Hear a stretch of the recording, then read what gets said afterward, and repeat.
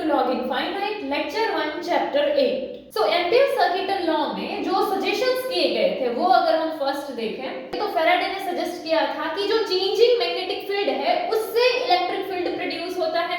सो इसी तरह से मैक्सवेल ने सजेस्ट किया सिर्फ इलेक्ट्रिक करंट से ही मैग्नेटिक फील्ड प्रोड्यूस हो ऐसा नहीं है, बट जो टाइम वेरिंग इलेक्ट्रिक फील्ड है वो भी मैग्नेटिक फील्ड प्रोड्यूस कर सकता है।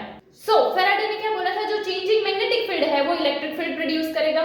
एंड मैक्सवेल का कहना क्या था कि जो चेंजिंग इलेक्ट्रिक फील्ड है उससे भी मैग्नेटिक फील्ड प्रोड्यूस होता है।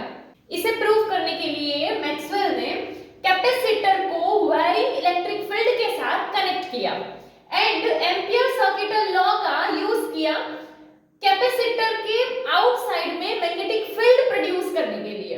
बट इसी टाइम पे मैक्सवेल जो है उसे एम्पियर सर्किटल लॉ में इनकंसिस्टेंसी मिली एंड ये इनकंसिस्टेंसी को देखते हुए मैक्सवेल जो है उसने क्या सजेस्ट किया था कि मैक्सवेल का कहना था कि इसमें एक और करंट जो है वो आ सकता है कि एंड मैक्सवेल जो है उसने एक टर्म दिया कि डिस्प्लेसमेंट करंट जो है उसे हम इसमें ऐड कर सकते हैं कि जिससे करके ये इनकंसिस्टेंसी रिमूव हो जाए।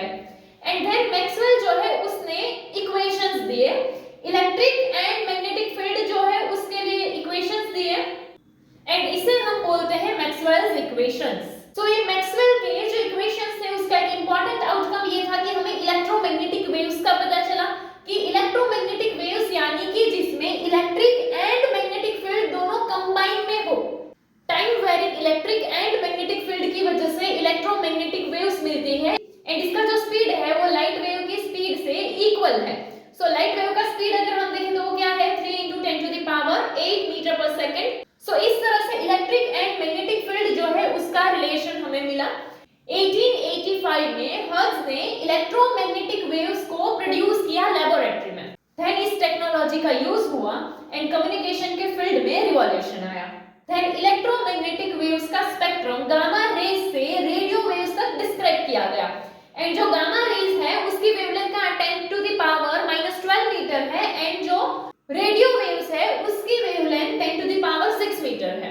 सो यहाँ पर सिर्फ हमें जो देखना है वो क्या है कि एम्पियर सर्किटल लॉ में मैक्सवेल को इनकंसिस्टेंसी मिला था एंड इस इनकंसिस्टेंसी को रिमूव करने के लिए उसने सजेस्ट किया था कि डिस्प्लेसमेंट करंट का टर्म जो है उसे इक्वेशन में ऐड करना चाहिए। देन उन्होंने इलेक्ट्रिक एंड मैग्नेटिक फील्ड के लिए इक्वेशंस दिए एंड ये इक्वेशंस को मैक्सवेल्स इक्वेशंस बोलते हैं। इसके थ्रू हमें इलेक्ट्रोमैग्नेटिक वेव्स के बारे में पता चला। देन इलेक्ट्रोमैग्नेटिक वेव्स के स्पेक्ट्रम को डिस्क्राइब किया गया एंड